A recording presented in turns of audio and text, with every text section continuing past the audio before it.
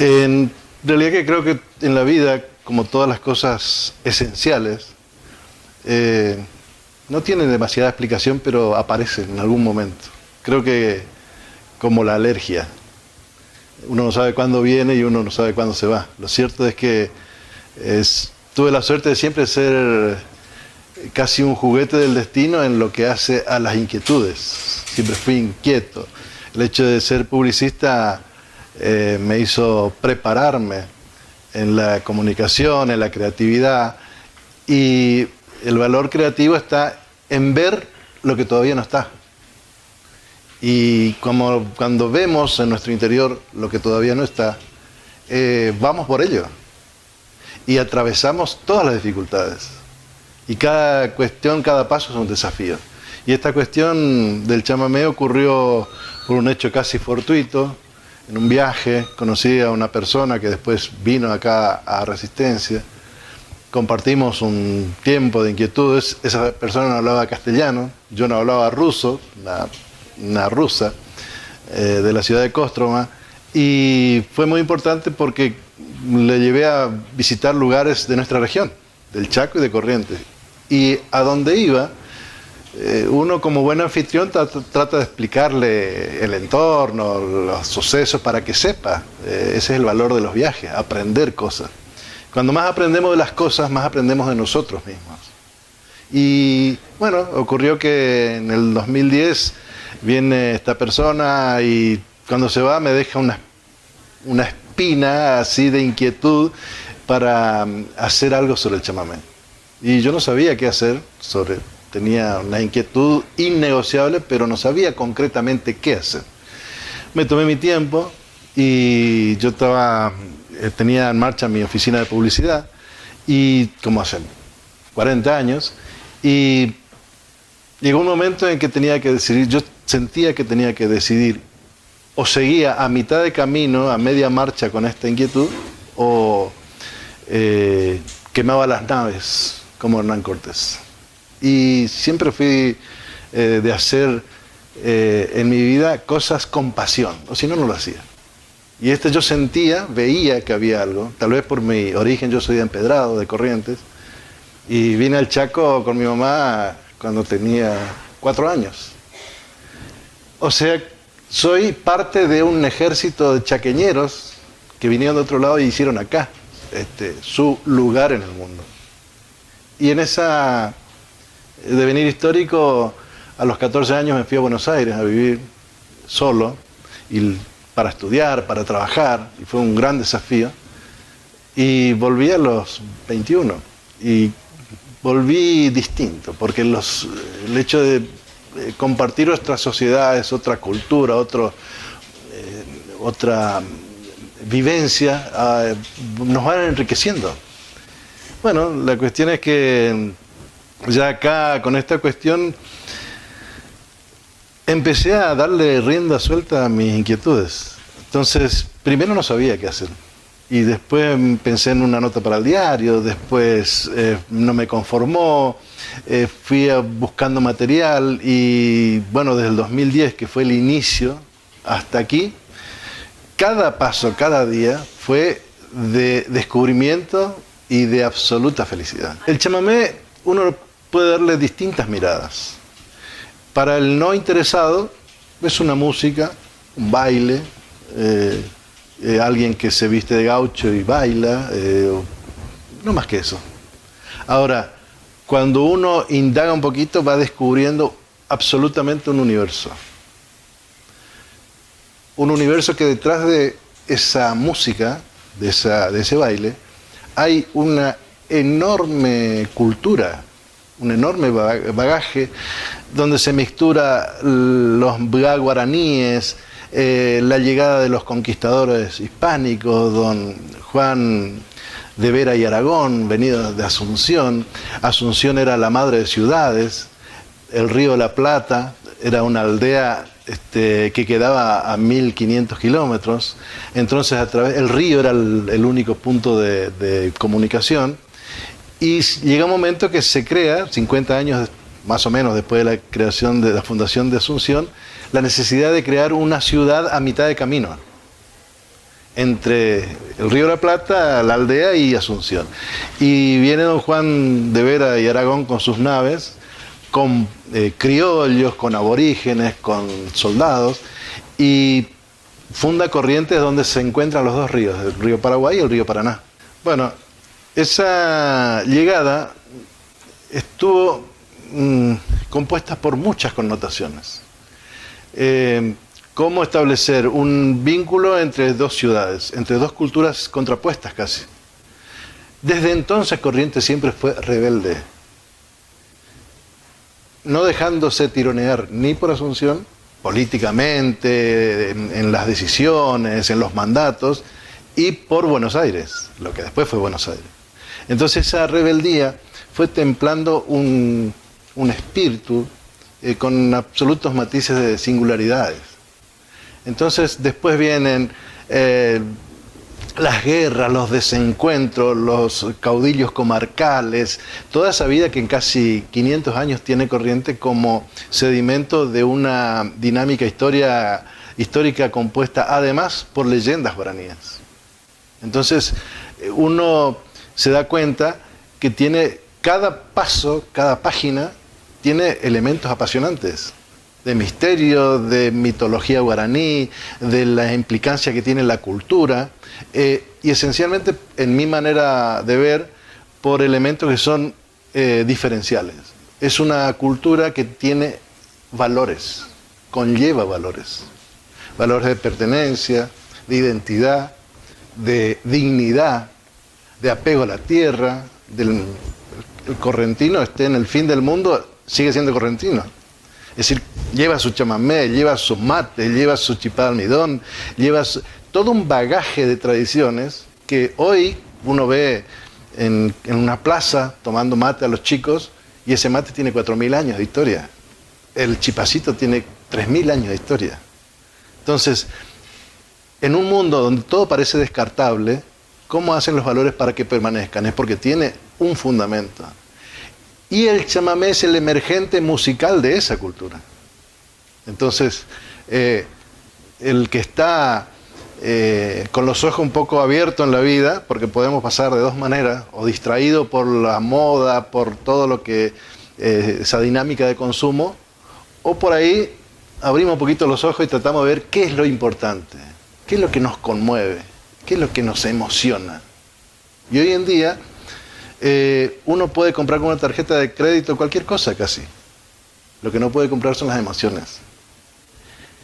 Y las emociones aparecen cuando somos capaces de tener en claro de dónde venimos, cuáles son nuestras raíces, porque el que no sabe quién es fácilmente manipulable por las modas, por lo que se usa, por los colores, y queremos usar lo que está de moda y resulta que pasamos a ser parte de una uniformidad. Al inicio del siglo XX, el chamamé era absolutamente rústico. Básicamente habían 4 o 5 chamamés que se tocaban en el campo. El chamamé es una cultura que viene de la ruralidad. Entonces, se tocaba intuitivamente y no tenían nombre los chamamés. Entonces los músicos en el campo decían, bueno, toca el del comisario. Y tocaban, y se iba transmitiendo de oído de un músico a otro.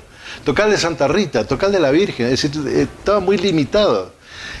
Con el devenir de la civilización, de la expansión del mundo industrial, con las migraciones, con el aporte de distintas culturas, van apareciendo los instrumentos, van apareciendo las posibilidades, y básicamente toma forma en la década del 40, y aparece un fenomenal músico que se le llamó Tránsito Cocomarola, que le da formatura al chamamé, contribuye a darle un formato de canto, de estribillos. Después de Cocomarola fue mucho más fácil para entender.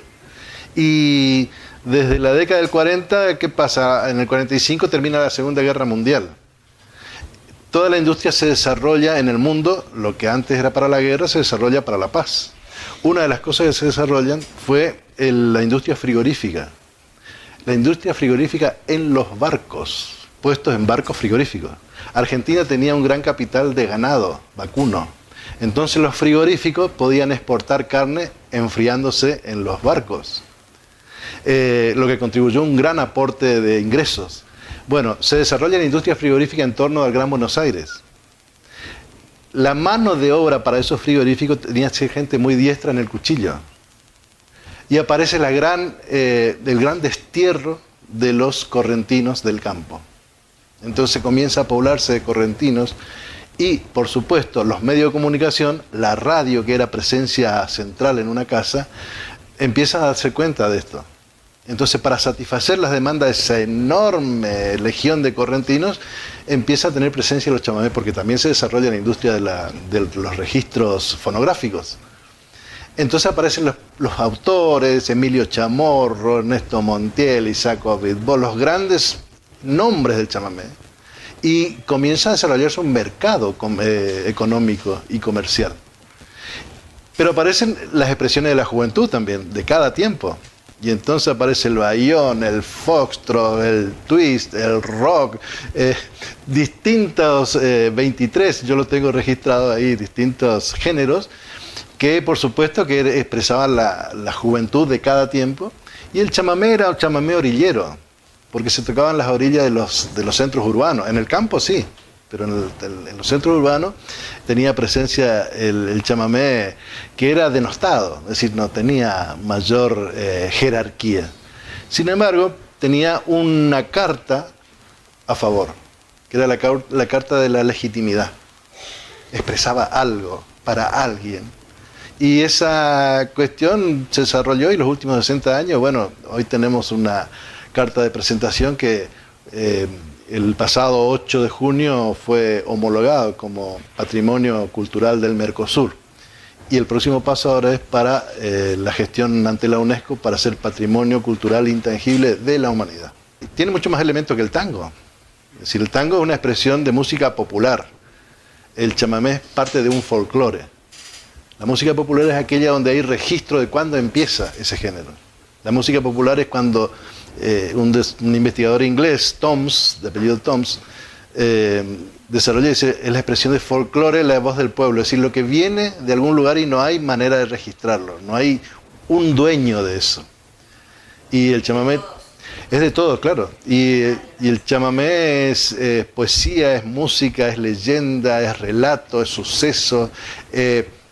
Y esencialmente tiene una similitud con el tango en lo siguiente. Los dos se nutren esencialmente de la nostalgia. La diferencia está en que el tango expresa y traduce esa nostalgia en lamentos. Siempre es un devenir del alma desangrada por la distancia, por los hechos, los reveses, los infortunios. El chamamé, en la otra vereda, tiene un extraño valor, notable valor, de traducir todos sus reveses, todas sus pérdidas, dramas, tragedias, en un mensaje positivo, un mensaje auspicioso, un mensaje de alegría, de lo que en mi opinión forma parte de la esencia chamamecera, que es un denodado afán por vivir. A propósito de este proyecto, este trabajo, que forma parte de multimedia, porque son libros, poesía, catálogos de temas inéditos, material para internet, poemas ilustrados, es decir, toda una batería, porque llegó un momento que me salió el publicista. Entonces, ¿el publicista qué hace? El publicista toma un producto o un servicio o una institución o un negocio y le busca la ventaja y disimula las desventajas. Entonces yo decía, bueno, cuando empecé a encarrilar esta cuestión ya de modo orgánico, decía, bueno, yo no quiero hacer una canción, porque canciones hay muchas. ¿Cuál es el elemento diferencial que yo le puedo aportar? No, yo tengo que hacer una canción con una historia, un relato, un contexto, un contenido, un protagonista, una conclusión y una metáfora.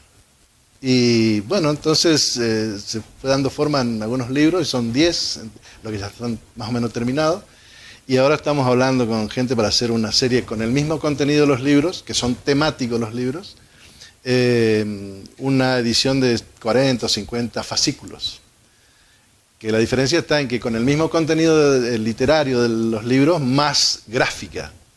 Agregarle fotos, documentaciones, diseños, croquis, cosas que son entendibles para que la gente entienda de dónde viene toda esta cuestión. Es decir, cuál es el fundamento. Y me parece que es un desafío muy interesante porque hay historiadores muy importantes en Corrientes, los hubo, los hay y los habrá seguramente, y es muy atractivo y apasionante porque hay los elementos que los componen son vigentes hoy. Es decir, el mate es vigente hoy, los valores de apego al lugar donde nacemos es vigente hoy. Y en el desafío de este tiempo de una explosión tecnológica y de vías de comunicación, nosotros tenemos en el chamamé, por ejemplo, como otros, el contenido que resulte atractivo, que resulte apasionante, que resulte deseable para conocer, y nos lleva a una conclusión que no es menor. Cuando uno accede y sabe y va entendiendo, le encuentra sentido a algunas cosas. Y nuestra tarea como personas, nuestro gran desafío, cuando estudiamos, cuando trabajamos, cuando logramos nuestros sueños, es encontrarle sentido a las cosas. El eje temático, yo lo establecía todo, lo que atraviesa todo lo que yo estoy haciendo, es la legitimidad, la esencia y el rigor creativo. Y para eso yo no hablo de lo que yo no conozco. Yo no abordo temas que yo no conozco. Entonces, los últimos 4 o 5 años me pasé viajando por Corrientes, Entre Ríos, parajes, yerras, fiestas patronales, entrevisté casi a 400 personas, para fundamentar el trabajo que sea serio, que sea consistente y que sea importante en hecho de comprender esta cuestión. Y cuando más sabemos de lo de afuera, más sabemos de nosotros. La presentación lo voy a hacer este año del primero, porque se hace en Tirol con por supuesto, con un condimento atractivo de músicos, de baile, porque en realidad yo te hablé de 10 libros. En el inicio, cuando era todo solamente un puñado de ideas, cada libro hoy era un capítulo de ese primer libro. Pero al investigar, resulta que, bueno, Puerto Tirol es el chamamé que más nos representa al Chaco, fuera de toda discusión. Aún donde uno va tiene la versión de Puerto Tirol. En Brasil tiene casi 200 versiones distintas, con letras ya en portugués, por ejemplo. Y cuando uno se da cuenta de eso, percibe que hay un enorme contenido detrás de eso. Por ejemplo, cuando yo abordé Tirol era el chamamé de Puerto Tirol. Pero después, cuando me pongo a investigar, aparece el poeta emblemático del Chaco, oriundo de Puerto Tirol, el Negro Cristaldo, Adolfo el Negro Cristaldo, autor de los 100 hacheros correntinos.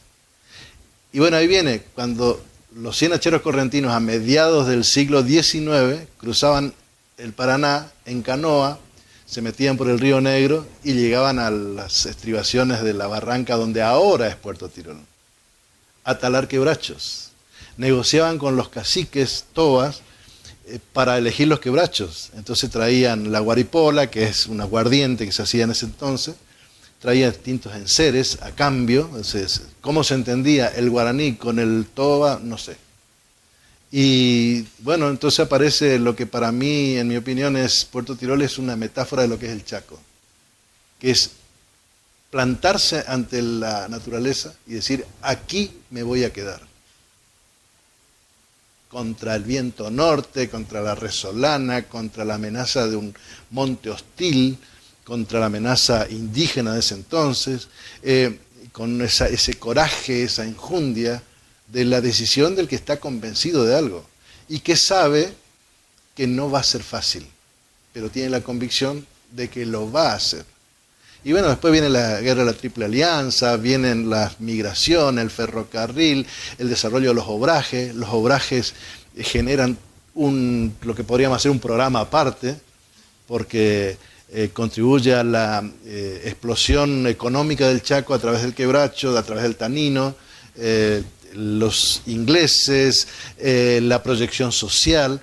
Llegó un momento en la década del 20 comenzaban a tener ya muchas manifestaciones de hostilidad entre los varones. Estamos hablando que eran obrajes únicamente habitados por varones, en situaciones extremas de trabajo. Y bueno, comenzaban los pleitos, las peleas, propios de las tensiones de la incertidumbre. Entonces, ¿qué hacen los obrajes? Desarrollan bailes y traen mujeres y cerveza y hielo desde Santa Fe en tren. Entonces comienzan las primeras pistas. Cuando lo que nosotros conocemos hoy como bailanta, que es un lugar donde se baila, bailanta era la designación de la mujer que venía contratada por el obraje para entretener a los hombres en los bailes. Y los obrajes les daban un cospel metálico, una ficha, a cada peón que le descontaban de su paga, de su jornal, y esa ficha valía o una cerveza o 3 bailes con una mujer. La mujer recolectaba todo ese fin de semana las fichas y los cambiaba por dinero al obraje y se volvía a Santa Fe, algunas. Otras quedaban acá, como el eufemismo que se usaba en ese entonces era cocinera, se quedaba como cocinera, se quedó como cocinera de Maciel, decían. Y en realidad era su concubina, pasaba a ser. Estamos hablando de épocas que nos tiene que llevar a ver cómo enfrentaban todas las carencias que había. Entonces eso desarrolla, ¿y qué se bailaba? El chamamé. Y venían los músicos del interior de Corrientes, atravesaban con tren, la balsa, les agarraba la lluvia en el obraje, se quedaban 20 días, volvían a su casa. Un chaco que se hacía, que se estaba haciendo con el esfuerzo, como se podía. Y así se impone, y hoy es uno de los protagonistas de esta realidad del chamamé, el Chaco, con la fiesta provincial que se hace aquí en Puerto Tirol. Y desde Yaspeña hacia acá, hacia la costa del río Paraná, se nota mucho esa influencia de esa cultura, de la música, de las modalidades de trabajo, el trabajo del campo, de las chacras, y forma parte de lo que somos. De eso se trata, de encontrarle fundamento a lo que somos y a lo que queremos ser.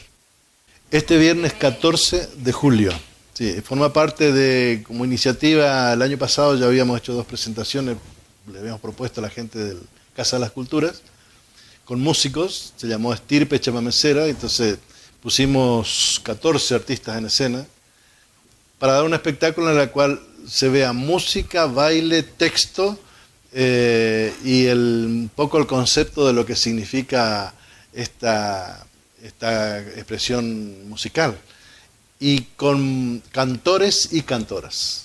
Eso fue el año pasado, que hicimos 2 eventos. Fue tan bueno que nos invitaron a hacer otros, y este año ya las propuse hacer a lo largo del año, y ya hicimos la presentación en marzo, en abril, en mayo, en junio, y tuvimos al Bocha Sheridan, a Mario Prieto Linares, al grupo La Simiente, al grupo Amanda Ye. Es decir, lo que queremos hacer en cultura es traer los representantes genuinos, de calidad, acorde a lo que es este auditorio. Entonces yo arbitrariamente le puse el chamamé de auditorio, porque esa cercanía nos permite apreciar la letra, la poesía, los arreglos musicales, porque el que baila chamamé ya tiene sus lugares para bailar. Es decir, no tenemos que explicarle nada. Tiene el patio chamamecero, el coliseo chamamecero, digamos, la gente que va a bailar. El que va a bailar no le interesa quién toca. Él va y baila, es decir, parte de su inquietud. Nosotros queremos hacer otra cosa. El viernes está lo que yo le llamo la vanguardia chamamecera. Una formidable cantora que se llama Consuelo Castillo, muy joven, muy preparada, muy profesional y muy talentosa. Con su grupo, una banda que tiene toda gente joven, con ella viene una cantora también de Mburucuyá, muy joven. Todas son profesionales, gente estoy hablando de 20 y pico de años. Se llama Silvina Escalante. También viene un cantor que se llama Nicolás Gómez, y la pareja de baile Elsa y Alfredo Yerocú, que es una pareja que fue distinguida por Presidencia de la Nación, por la Fiesta del Chamamé, por el Gobierno de Corrientes, una pareja realmente fantástica. Y Lo que se ve en Cultura acá, lo que vamos a ver el viernes, es una expresión de alta calidad y es un resumen del chamamé de este tiempo, de los temas tradicionales y las nuevas propuestas, pero con una calidad indiscutible. En Secretaría de Casa de las Culturas, ya las entradas creo que están a la venta a partir del miércoles, cuestan 100 pesos. Y el espectáculo comienza el viernes 21 a 30 horas. Auditorio de Casa de las Culturas, sí. Y lo que sí estamos hablando, que me parece que vale la pena mencionarlo, es que suele ir el gobernador a ver nuestros espectáculos y bueno, les gusta mucho porque tratamos de ser cuidadosos en todo lo que presentamos. Me pidió algunas ideas al respecto y ya le propusimos hacer también lo mismo que se hace en Cultura, como se hace una vez al mes, llevarlo al interior. Entonces ya me pasaron una lista de 8 localidades que tienen auditorios aptos para este tipo de cosas y ya estamos trabajando en eso, en el armado, para hacer una especie de peña itinerante, de manera tal que lo que se ve en Resistencia también se vea en las localidades del interior.